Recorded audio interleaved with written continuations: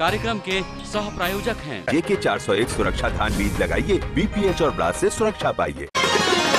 अन्नदाता, अन्नदाता, अन्नदाता, नीत तुम्हारा अन्नदाता, पग पग पर है संग तुम्हारे अन्नदाता। लहू किसानों का बन के पसीना सींचता है धरती का सीना। मेहनत का तेरी हक दिलवाने, नई तकनीक नई खोज बताने। पशुधन को गुणवान बनाना, पौध सुरक्षा को सिखलाना, खेती के सब गुर समझाने, भारत का सरताज बनाने।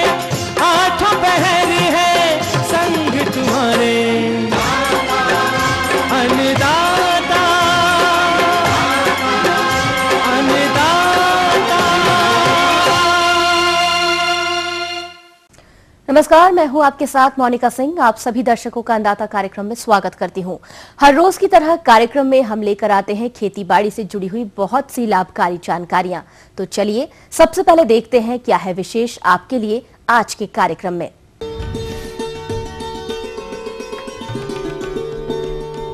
अजोला उत्पादन की वैज्ञानिक तकनीक।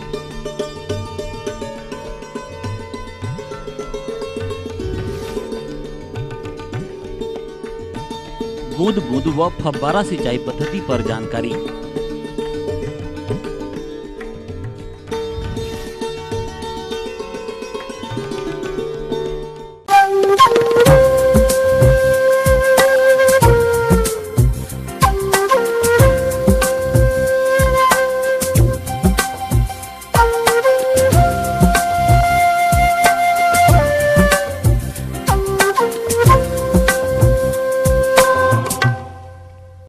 किसी भी फसल की उत्पादकता में सिंचाई का एक अहम स्थान होता है, चाहे खाद्यान्न फसल हो या सब्जियां हो या फिर फल उत्पादन हो। आज के समय में हमारे प्रदेश के किसान बंधु पारंपरिक तरीके से ही सिंचाई करते आ रहे हैं, जिससे फसलों में ज्यादा पानी होने के कारण पानी खेतों से बाहर भी बह जाता है। दूसरी तरफ भूमि का जलस्तर काफी नीचे जा रहा है, फलतः सिंचाई हेतु जल की कमी होती जा रही है। अतः इससे बचने के लिए हमें सिंचाई जल प्रयोग की समुचित विधियां अपनानी होगी और आज के वैज्ञानिक दौर में सिंचाई हेतु सूक्ष्म सिंचाई पद्धति जैसे बूंद बूंद व फव्वारा का विकास हो चुका है, जिसे हमारे किसान बंधु अपनाकर अनावश्यक पानी की बर्बादी को रोक सकते हैं। इसकी जानकारी को लेकर आए हैं इस प्रस्तुति के माध्यम से।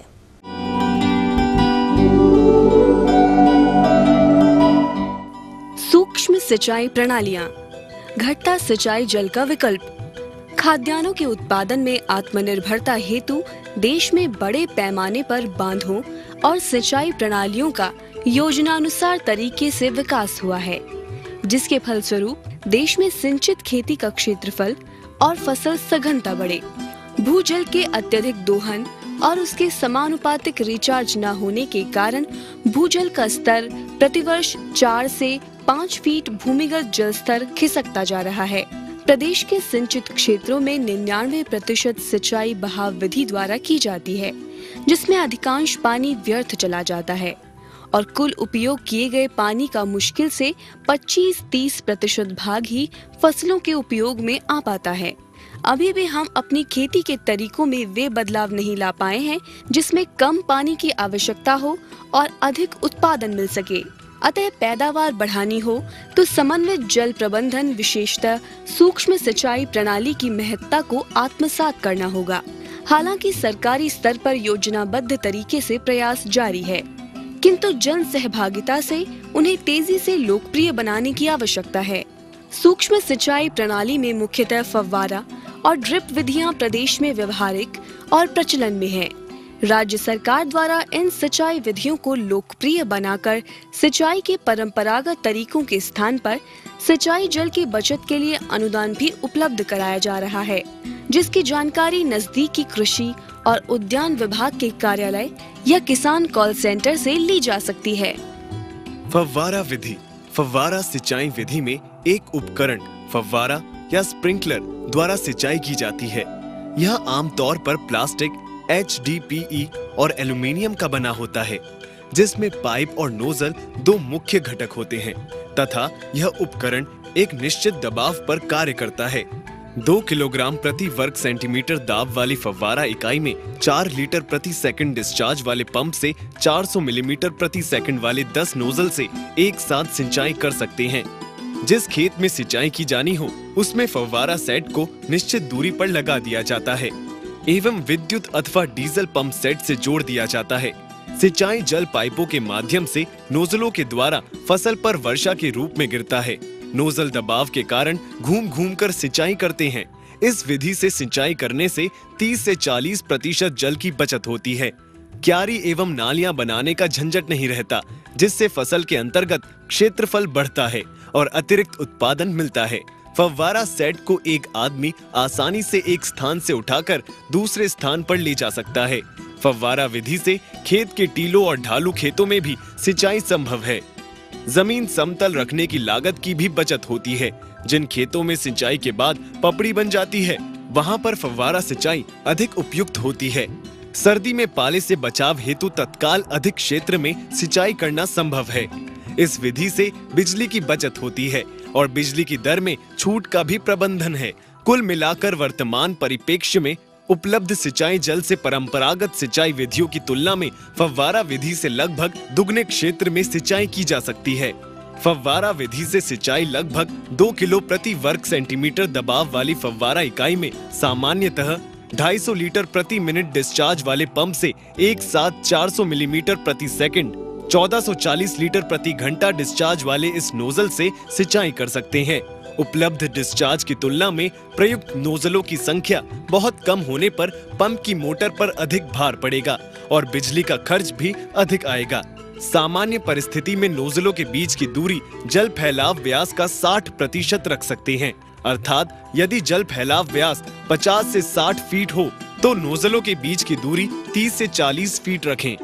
लेटरल की आपसी दूरी नोजलों के जल फैलाव व्यास से थोड़ा कम रखें। फव्वारा सेट से एक स्थान पर फसल की जल मांग और मौसम के मद्देनजर 2 से 4 घंटे तक सिंचाई करनी पड़ती है। उसके बाद सेट को दूसरे स्थान पर स्थानांतरित किया जाना चाहिए। नहरी क्षेत्रों में बारी के फालतू पानी को डिग्गी में इकट्ठा करके आवश्यकता अनुसार फव्वारा विधि से सिंचाई के काम लिया जा सकता है।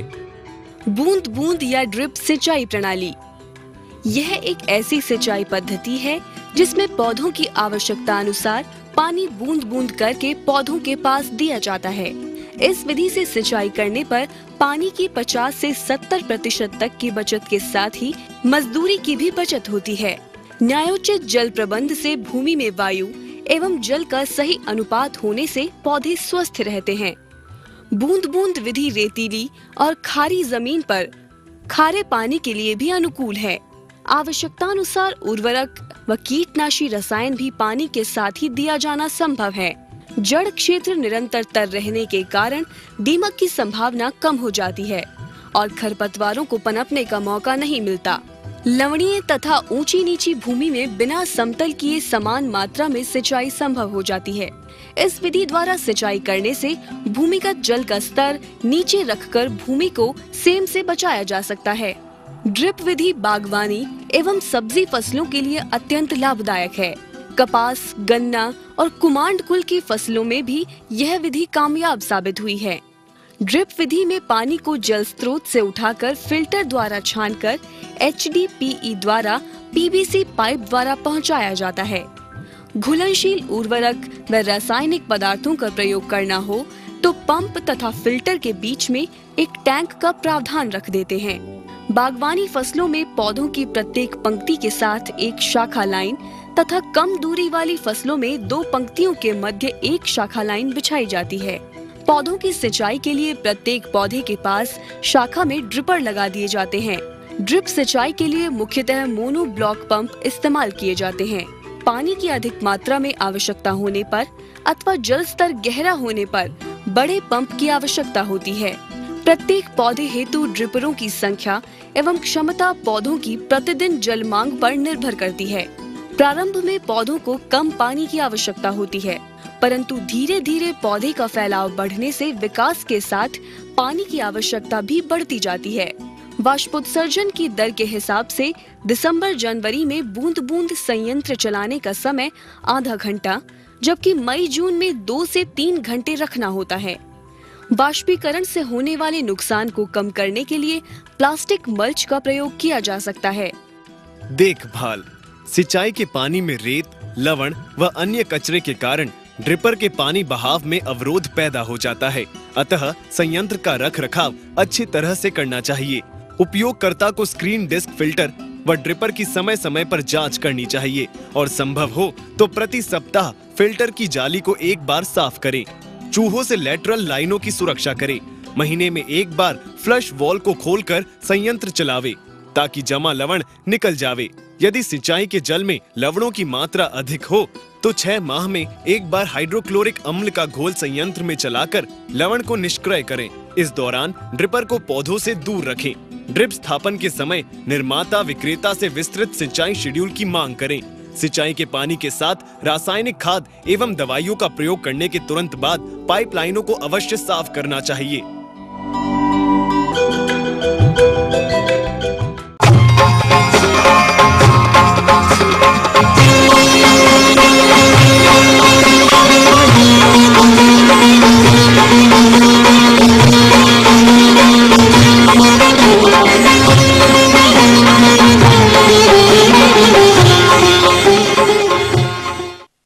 अजोला ये दुधारू पशुओं के लिए एक महत्वपूर्ण पौष्टिक आहार है, जिसकी उत्पादन इकाई राज्य में बहुत से पशुपालकों ने लगा रखी है और जिससे लाभ ले रहे हैं, जिससे प्रेरित होकर काफी पशुपालक इसका उत्पादन करना चाहते हैं। अतः उन किसानों को ध्यान में रखते हुए आज इसी विषय पर जानकारी के लिए हमारे संवाददाता ने संपर्क किया राजेंद्र कृषि विश्वविद्यालय पूसा समस्तीपुर के वैज्ञानिक डॉक्टर R.K. पांडे से।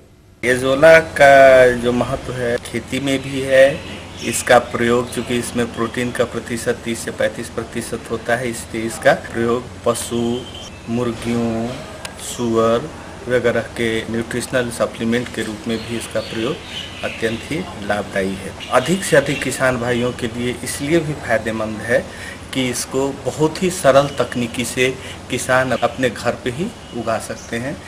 एक ज़मीन में ही एक गड्ढा बना लें, 9 से 10 फीट का गड्ढा बना लें, 3 से 4 फीट उसकी चौड़ाई हो और 12 इंच गहराई हो। उस मिट्टी के गड्ढे को आप पॉलीथीन से ढक के लाइन कर लें। और तो पॉलीथीन इसलिए डालते हैं कि अगर हम उसमें जल डालते हैं, चूँकि अजोला की वृद्धि के लिए जल का जमाव होना अधिक ज़रूरी है, तो जब हम पॉलीथीन डालते हैं तो और जिससे कि जल जो है सो निचली सतहों पे नहीं जा पाता है और जल करीब जो है सो उस गड्ढे में 6 से 9 इंच के सतह तक जल डाल देते हैं और इस जल की सतह को बराबर बनाए रखते हैं। अब क्या करते हैं कि उस गड्ढे में हम 10 से 15 किलो मिट्टी, 5 से 7 किलो गोबर, सड़ा हुआ गोबर या बर्मी कंपोस्ट 5 किलो मिला देते हैं और प्रति गड्ढा 250 ग्राम सिंगल सुपर फॉस्फेट का छिड़काव कर देते हैं। और कहीं से भी जहां भी अजोला जो कि संतुलित किस्म है,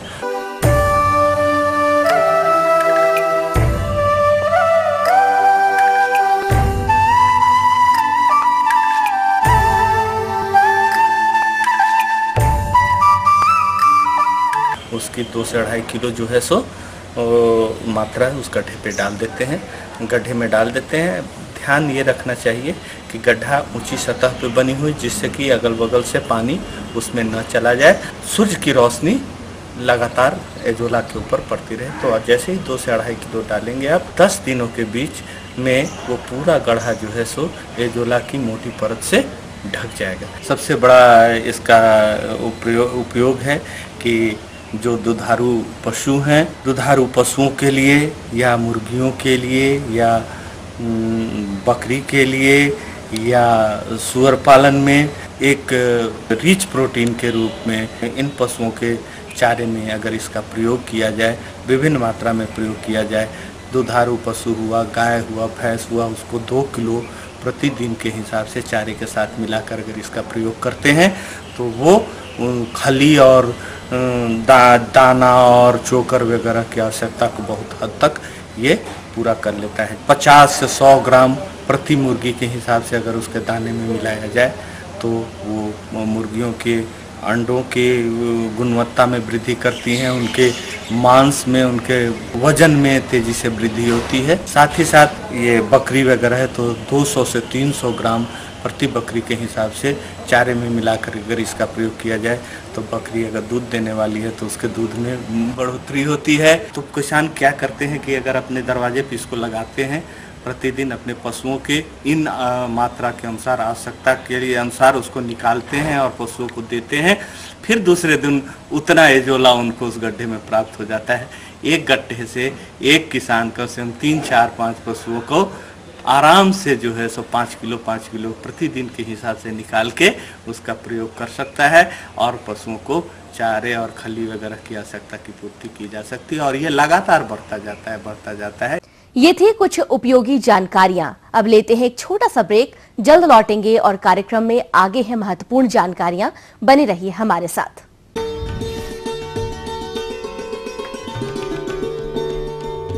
भिंडी की फसल में समसामयिक कार्य।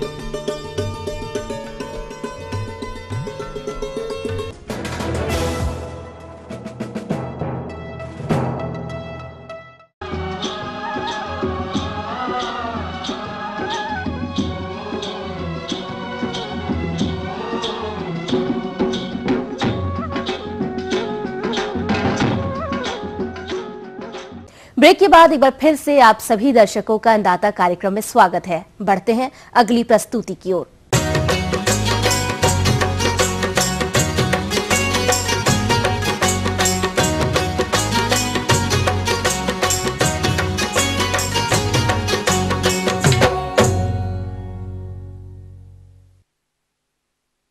जायद में भिंडी की खेती प्रदेश के लगभग सभी क्षेत्रों में किसान भाई करते हैं।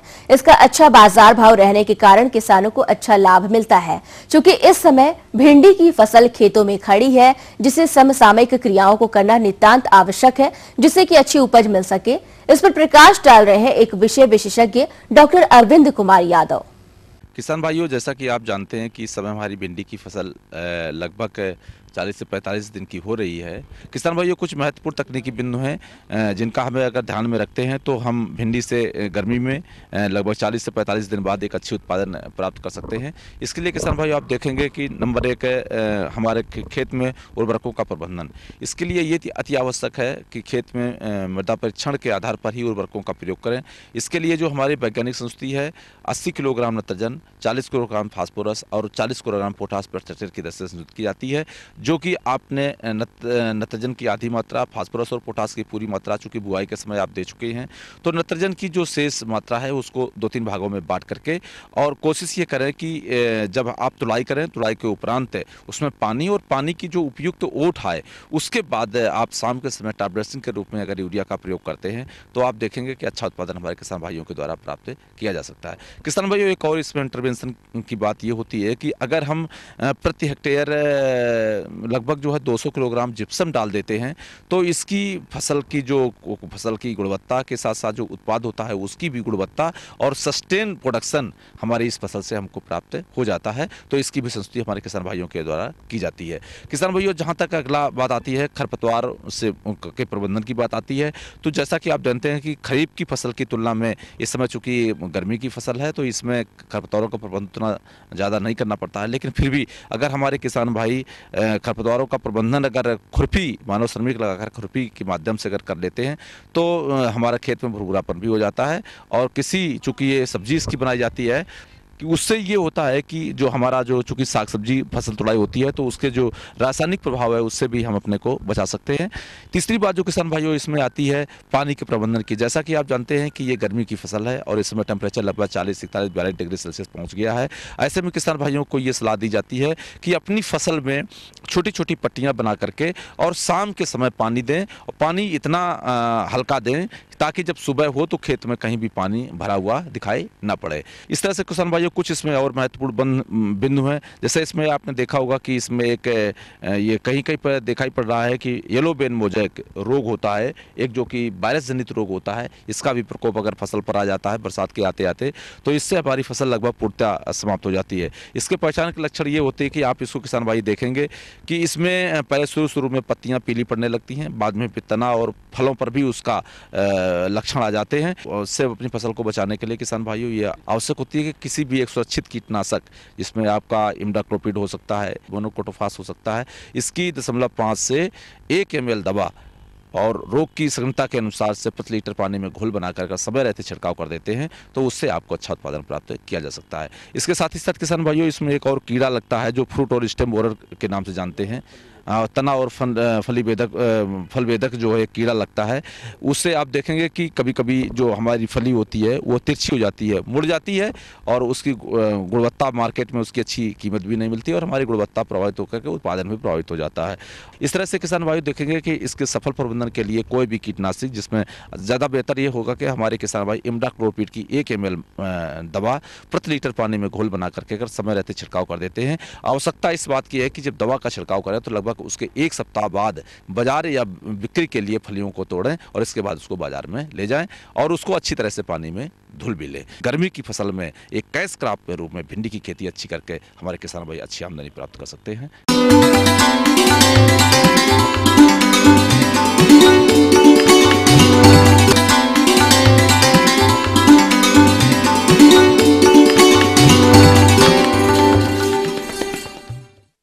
अन्नदाता हेल्पलाइन निःशुल्क फोन संपर्क सेवा के माध्यम से आपके द्वारा पूछे गए प्रश्नों में से 1 या 2 महत्वपूर्ण प्रश्नों को हम अपने कार्यक्रम में शामिल करते हैं। इसी के तहत आज का चयनित प्रश्न और उसका जवाब इस प्रकार है।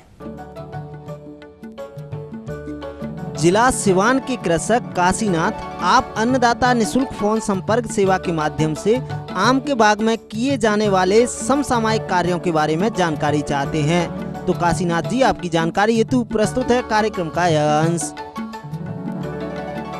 आम के फसल का प्रकृति से या किसी भी फसल का प्रकृति से तो संबंध एकदम सीधे ही है। मैं खास करके किसान बंधुओं को मैं ये संवाद देना चाहता हूँ कि फल वृक्ष का पौधा बहुवर्षीय है तो सत्य बात है। तो बहुवर्षीय होने के कारण इसको पर जो आपदा आती है या मौसम का मार होता है, ये तीनों मौसम का मार होता है। और ये कहना कि अभी फल के टाइम में जो आया है, इस स्टेज में आया है कि जिस स्टेज में आम के फल लग गए हैं, अब फल न बहुत बड़ा हुआ है और न बहुत छोटा है। तो उस जगह पर तो जो गिरना था आम को, आम में गिरने की प्रवृत्ति ऐसे भी होती है, वंशागत रूप से भी उसमें प्रवृत्ति है और आंधी बोला से तो गिरता ही है। तो उसमें तो आप किसान बंधुओं को कोई सजेशन अपने आप में कर सकते हैं। मैं विशेष रूप से ये कहना चाहता हूँ, ये सब आपदा से बचाने के लिए किसान बंधु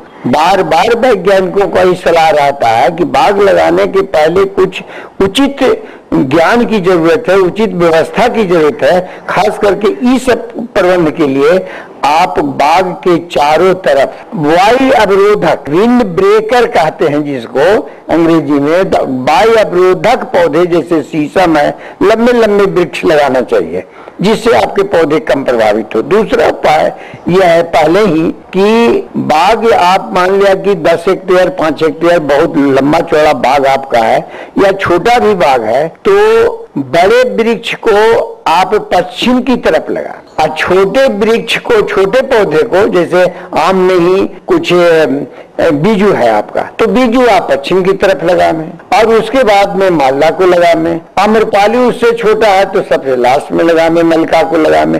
इससे आपका होगा कि खास करके पछुआ हवा का प्रकोप जो होता है ज्यादा नुकसानदेह होता है और पश्चिम की जो हवा अभी भी आया है, जो भी आंधी तूफान आया है, तो पूरब और उत्तर की ओर से घूमते घामते पश्चिम का ही ज्यादा प्रभावशाली बाधा, खतरनाक जिसको कहा जाता है, पहली बात। दूसरी बात की जो जब आपदा आ गया तो उसके बाद में खास करके फल वृक्ष में बर्बाद तो होती है, गिर जाता है, परंतु यहीं पर आपका लिमिटेशन आ जाता है कि इसको अब हम क्या करें। तो हमेशा ये सजेशन दिया जाता है किसान बंधुओं को या सरकार को या वैज्ञानिकों को भी कि फसल आज इतना हम लोगों को फल वृक्ष का रकबा क्यों नहीं बढ़ रहा है। फल वृक्ष का उत्पादन में कमी नहीं है, परंतु रकबा नहीं बढ़ रहा है। ज्यादा उत्पादक होने पर ये कि इंडस्ट्रियलाइजेशन नहीं है। अभी इसकी जरूरत है किसान बंधुओं को कि आप ऐसा जगह पर आप पहुंचाने की कोशिश करें जहां पर चटनी, अचार, ये सब का छोटा मोटा स्मॉल स्केल इंडस्ट्रीज की भी स्थापना करें या अपने स्वयं बनावे। नहीं तो आपको जो गिर गया है उसको आप मार्केट में कौड़ी के भाव बेचने के अलावा कोई उपाय नहीं है। ये भी एक बेनिफिट है फल वृक्षों में। दूसरी बात की जहां तक बागान में जो है पानी लग गया तो पानी की निकास की समुचित व्यवस्था करें किसान बंधुओं को। नहीं, ये नहीं छोड़े कि गर्मी का मौसम है पानी नहीं, पानी अधिक हो जाने पर भी ओलावृष्टि के बाद भी आपको फल का नुकसानदेह होगा और बीमारी आएगी। एक बहुत उचित पौधा संरक्षण के संबंध में किसान बंधुओं को कहेंगे कि एक खराब मौसम में देखे होंगे किसान को अच्छा तरह अनुभव होगा कि मैंगो माल फॉर्मेशन, बंझा जिसको कहते हैं, गुच्छादार हो जाता है उसके फूल पत्ती, वो आपको बहुत मात्रा में ग्रसित होता है। ये आपका न्यूट्रिशनल भी है, खाद्य तत्व की कमी बेसी से भी होता है, कीड़े मकोड़े के प्रभाव से होता है, वंशागत भी होता है, वायरल भी है। यदि वो गुच्छादार हो गया है तो उस गुच्छे को हटा करके जमीन में गाड़ दें। तो ये सब निगरानी की जरूरत है। इन सारी चीजों को ध्यान में रख करके किसान बंधु अपना खेती अगले के लिए करें।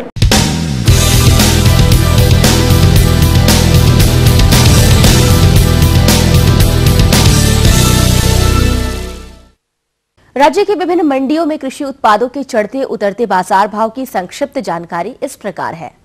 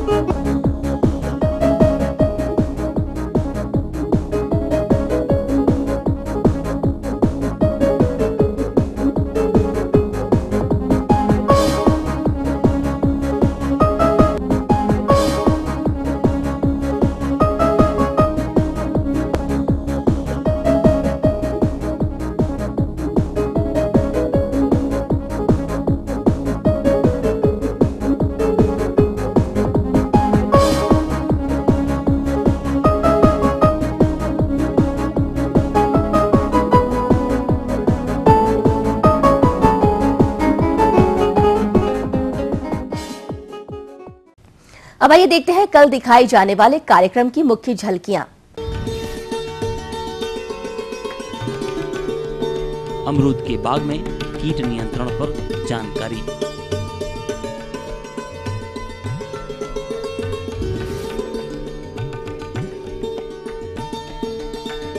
उर्वरक शुद्धता परीक्षण पर जानकारी।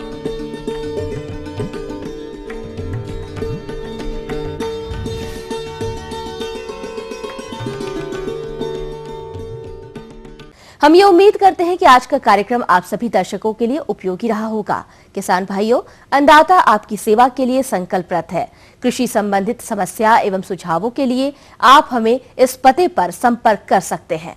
प्रोड्यूसर अन्नदाता ETV Bihar Jharkhand, Ramoji film city Hyderabad 501512। साथ ही आप हमें ईमेल भी कर सकते हैं। हमारा ईमेल है anndatabihar@etv.co.in। इसके अतिरिक्त आप हमें निःशुल्क हेल्पलाइन नंबर 1800-425-4085 पर दोपहर 2 से 3 बजे के बीच संपर्क कर सकते हैं। फिलहाल अन्नदाता की पूरी टीम को इजाजत दीजिए। कल फिर इसी समय आपसे मुलाकात होगी कृषि संबंधित कुछ और रोचक जानकारियों के साथ। नमस्कार। इस कार्यक्रम के सह प्रायोजक थे। JK 401 सुरक्षा धान बीज लगाइए, BPH और ब्लास्ट से सुरक्षा पाइए।